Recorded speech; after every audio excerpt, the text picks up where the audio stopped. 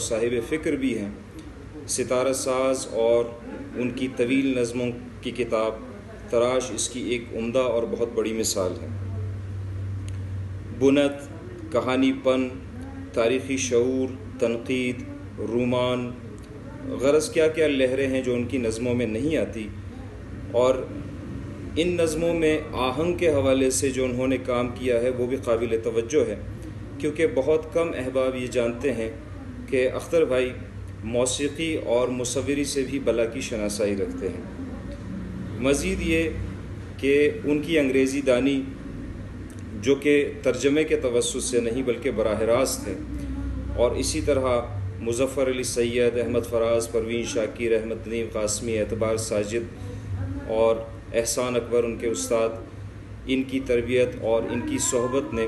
ان کی فکر کو، ان کی تنقیدی روش کو اور خاص کر نظموں کے ایک عمیق مطالعے نے ان کو جو نظر بخشی ہے وہ بھی ان کتابوں میں صاف نظر آتی ہے۔ پھر ایک اور ان کی بڑی جہت اور وسیع جہت حمد، نعت، منقبت، سلام اور خاص کر مرثیے کے حوالے سے ہے۔ یعنی میر انیس سے لے کر دبیر سے لے کر گزشتہ 2 دہائیوں تک جناب شاہد نقوی، صبا اکبر آبادی، شبیع الحسن، آل نسیم، سید آل رضا، مولانا نسیم امروہوی اور